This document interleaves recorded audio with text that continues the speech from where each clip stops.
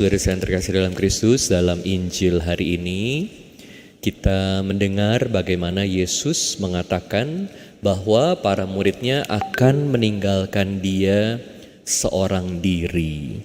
Dan ini adalah perkataan Yesus sebelum Yesus menjalani penderitaan di salib dan wafat di salib. Jadi Anda lihat, Yesus sudah menubuatkan bagaimana murid-muridnya akan meninggalkan dia. Bagaimana murid-muridnya akan tidak setia kepadanya.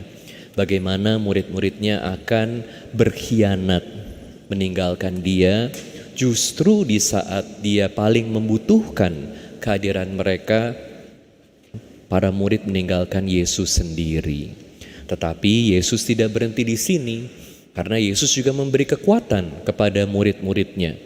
Dia mengatakan bahwa para murid akan dianiaya, tapi mereka harus tetap kuat, bersatu dengan Kristus, karena Kristus sudah menang. Artinya di sini kita bisa melihat bagaimana Kristus terus percaya kepada para murid. Luar biasa.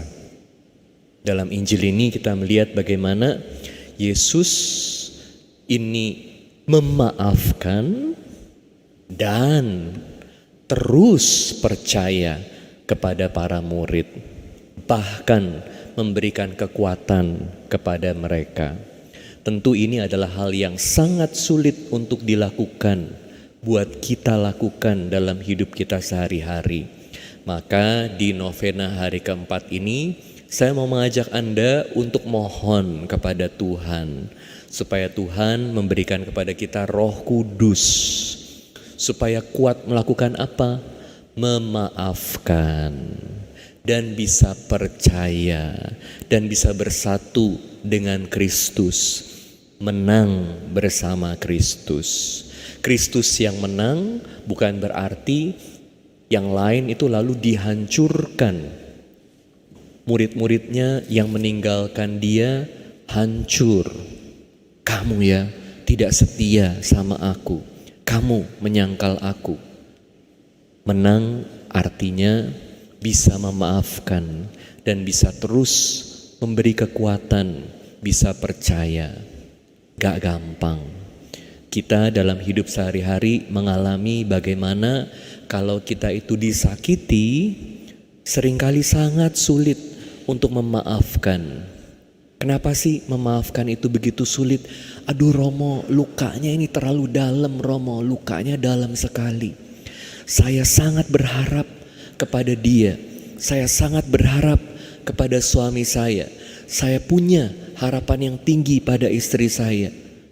Dan kami sudah jalani hidup begitu lama, sudah berbagi hidup. Tapi kenapa dia itu tidak setia kepada saya? Kenapa dia mengkhianati saya? Saya udah kasih hidup saya kepada dia begitu panjang, tapi dia tidak setia. Dan ini meninggalkan luka yang sangat mendalam dalam hati saya.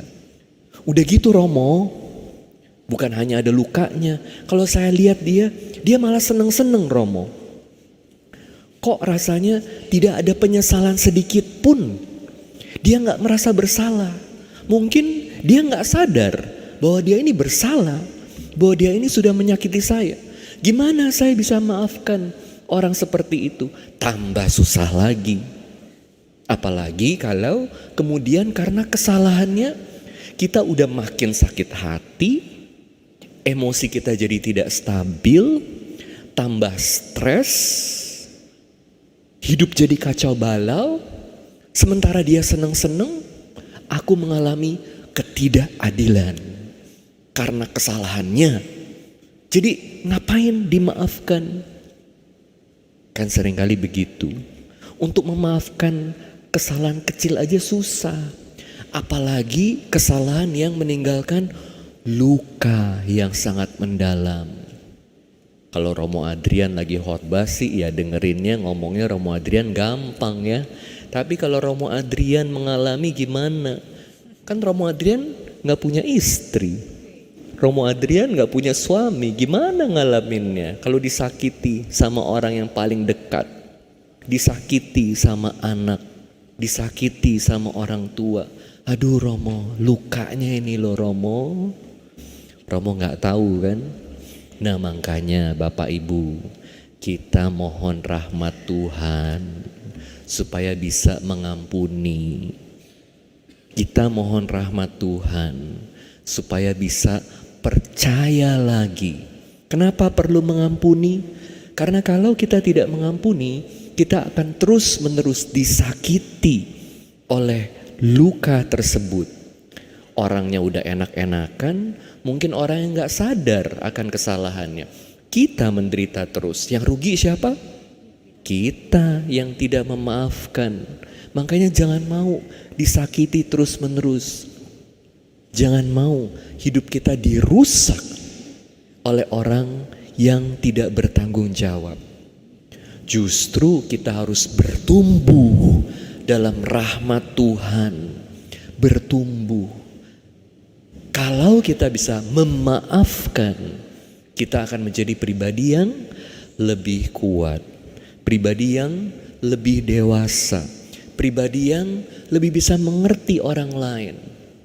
Mau jadi dewasa enggak?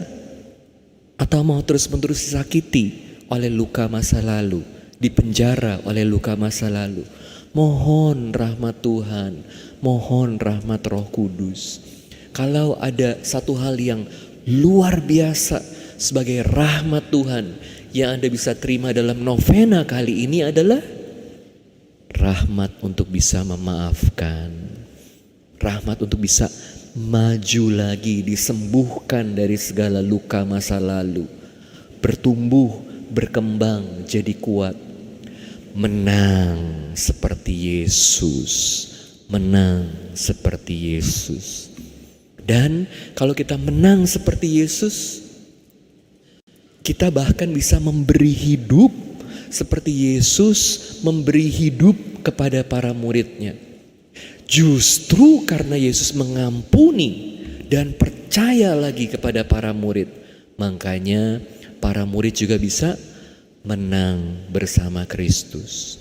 Kalau kita disakiti oleh anak kita, tapi terus-menerus dendam, bahkan kita akan menghancurkan hidupnya. Mau gak anak kita hidupnya hancur karena kita, karena dendam kita kepada dia? Belajar memaafkan. Kalau suami hidupnya hancur, kita juga hancur. Kalau istri hancur, kita juga hancur. Makanya saya undang Anda sekalian, mohon rahmat pengampunan supaya bisa mengampuni. Mohon rahmat supaya bisa percaya kembali kepada orang-orang yang sangat dekat kepada kita. Kalau hanya mengandalkan kekuatan sendiri, susah sekali. Andalkan kekuatan Tuhan. Mohon supaya Roh Kudus sungguh hadir dalam hati kita dan memampukan kita. Amin.